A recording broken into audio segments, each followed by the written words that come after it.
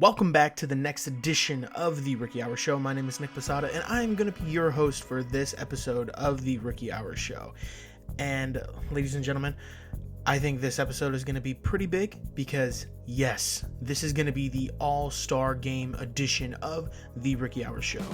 So with All-Star Weekend conclusion, there is a lot to break down, and this episode of the show is basically just going to be me talking about my thoughts, the takeaways from this year's All-Star Game, and what the MLB can do to improve the game altogether, and what they should probably keep for 2020's All-Star Game. So let's get right into this episode of the Rookie Hour Show, All-Star Game Edition.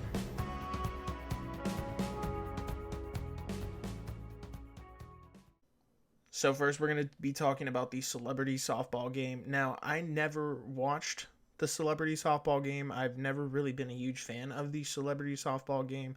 I know some people love to watch that because, it's the biggest celebrities in pop culture. But again, I'm not a huge fan of that. But my big takeaway from it, I guess, is since the All-Star Game was in Cleveland this year at Progressive Field, J.R. Smith was playing in the softball game, and what better way to open up your Instagram and your Twitter and see a shirtless picture of J.R. Smith. That man has never changed. We all know J.R. Smith, if you're a big basketball fan in the NBA world, blowing the first game of the NBA Finals with LeBron back in Cleveland and the Warriors. But pretty much all of you guys know that story behind that. J.R. Smith, man, he's back in the limelight of the internet and everyone in the sports world. And I know this is strictly a baseball show, and everything about what I do is baseball. But man, I'm just gonna say J.R. Smith is someone that you should definitely keep in the spotlight because he's one fun guy, he's one funny dude, and I would love to see him back in the NBA and tear it up on the court one day. So, I didn't watch the Celebrity Softball Game, but my big takeaway is shirtless J.R. Smith. So, if you were a fan there at the game, that was awesome. You probably just seeing that alone probably paid the price of admission. So, moving on from the Celebrity Softball Game, we're going to be talking about the All-Star Game itself. Now, most of you probably watched this year's All-Star Game between the National League and American League, like usual. And my biggest takeaway from it was it just felt a little boring. It was fun to see the whole mic'd up conversations between Christian Yelich and Cody Bellinger and Freddie Freeman. And that was something that is unique. I remember watching last year's All-Star Game back in 2018 and watching Charlie Blackmon and those guys, Bryce Harper, doing the mic'd up and hearing the interviews from Joe Buck and all of the broadcasters up in the booth talking to the players during the game. It was unique, something new, something fresh that would definitely keep the game going. And personally, I think that the MLB should consider doing something like this during the regular season.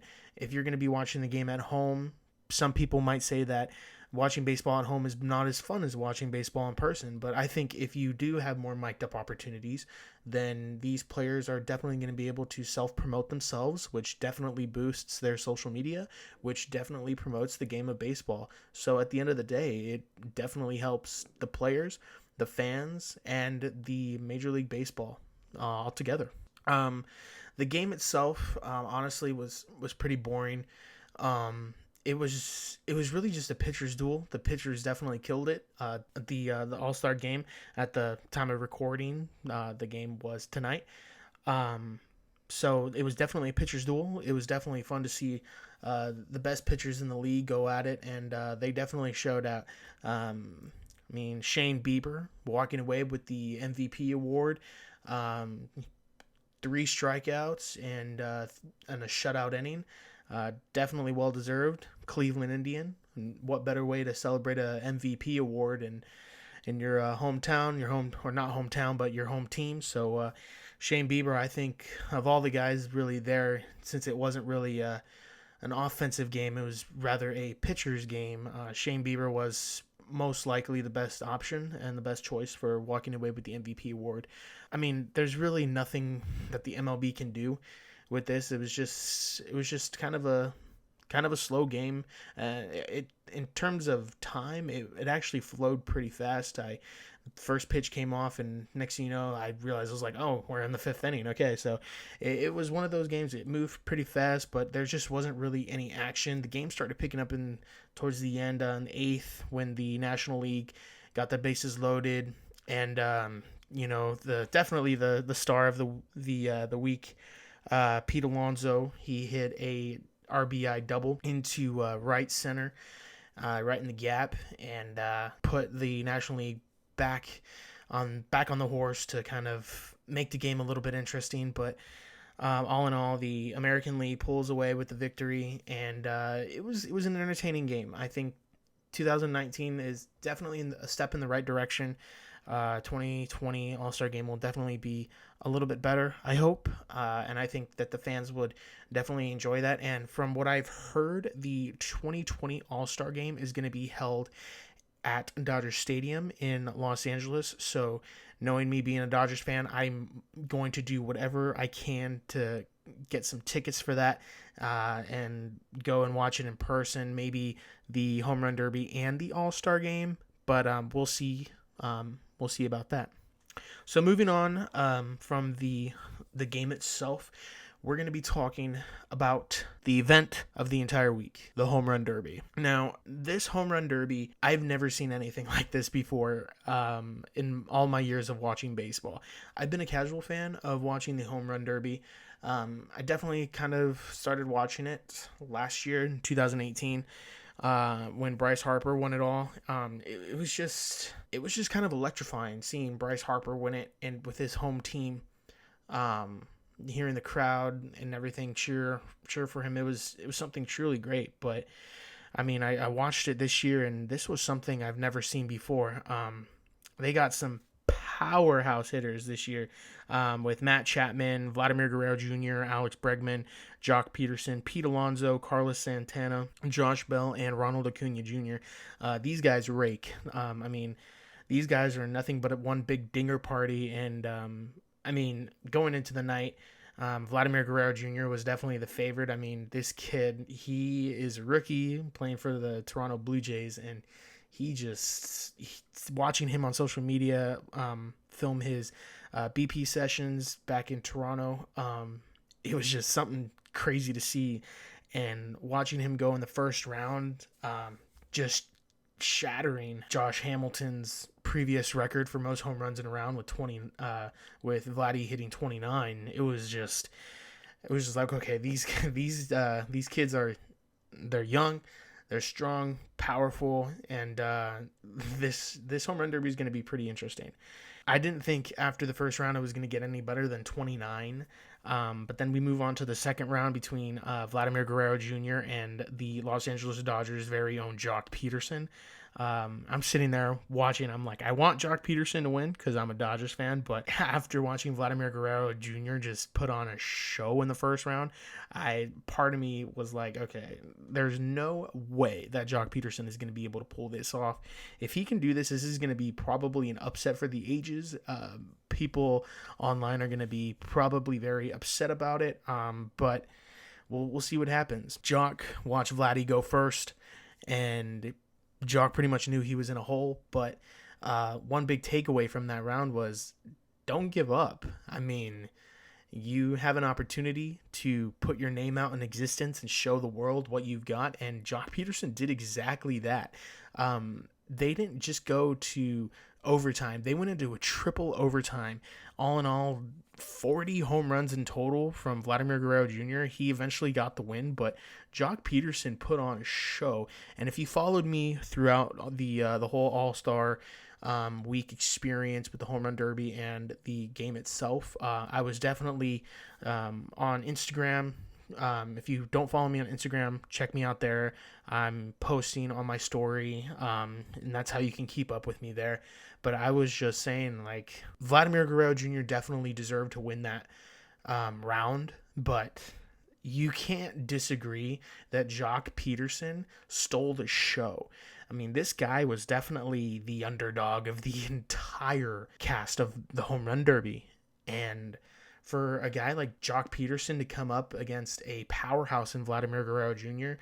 to actually step up and compete with him, it was like David versus Goliath.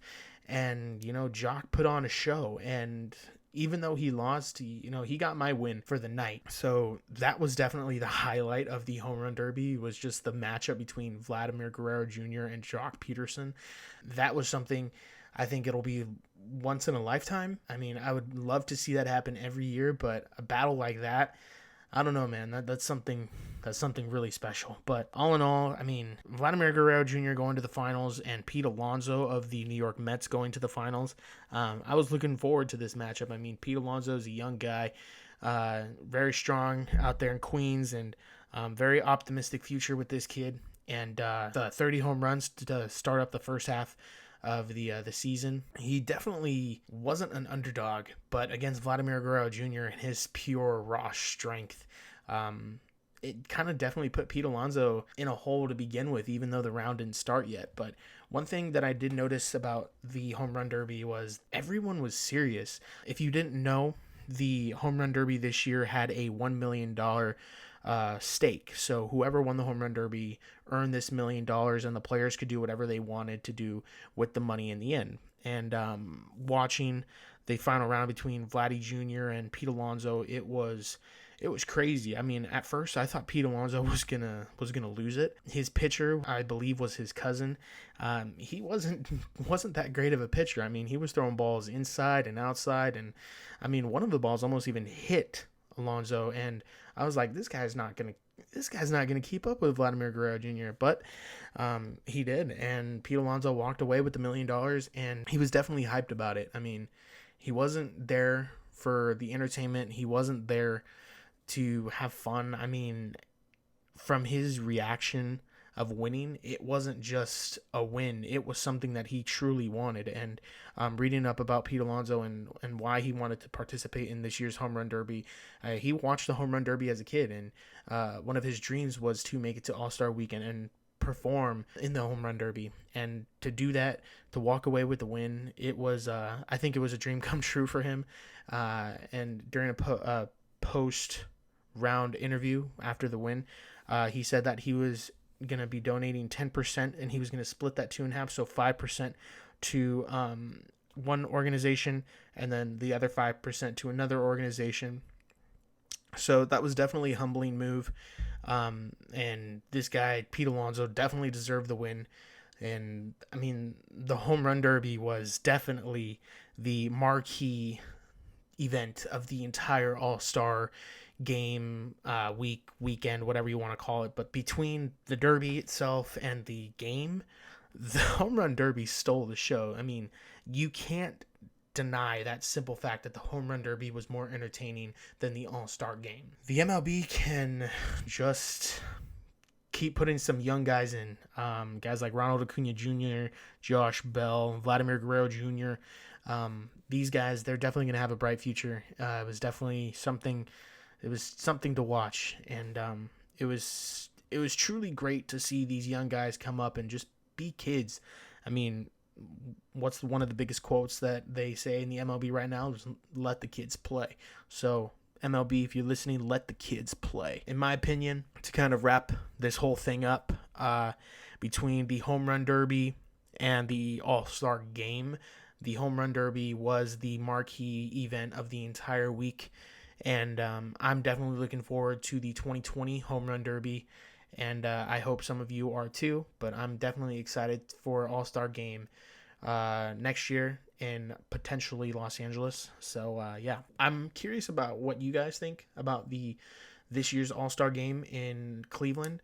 So if you guys could please leave your comments below, I'd love to read what you guys have to say about it, your takeaways from it, what you think the MLB could do differently, what they can do to improve the All-Star Game. But overall, I want your guys' reactions, and next episode, I would love to kind of dissect some of your guys' comments on this year's All-Star Game. So that's going to do it for this edition of the Rookie Hour Show. Before we send you guys on your way, I would like to talk about what is going to be happening next for the Rookie Hour show. So as you guys know, the first half of the Major League season is in the books, and I was thinking about doing something pretty special for that. Since the first half is over, I would love to have a special episode for the end of the first half, and potentially I would love to have a special guest. This episode isn't just going to be something that's maybe half an hour or something, maybe even an hour. I would love to dissect every single team and takeaways and what they can do to improve on the second half of the season and make a push for the postseason. So if you guys are interested in seeing a special episode of the first half of this year's MLB campaign, let me know what you guys think. If you're interested, please leave a like below. That's how I'm going to know if you guys are interested in that. I'm definitely going to post it on my Twitter and on my Instagram and hear what your guys' thoughts are on there. So if you don't already, please follow me on Twitter, on Instagram, and definitely follow my Facebook page and keep you guys up to date on all this stuff going around the MLB and everything that's going on here at Rookie Hour. All the links will be in the description below. You can also check out my main page on YouTube. It's going to have all of the links provided there. So thank you guys so much for watching this video. Don't forget to like, comment, subscribe, hit that bell, and make sure you guys stay notified on all episodes of the Rookie Hour show. Thank you guys for watching this episode of the Rookie Hour show, All-Star Game Edition, and I'm headed to the clubhouse. I'll see you next time.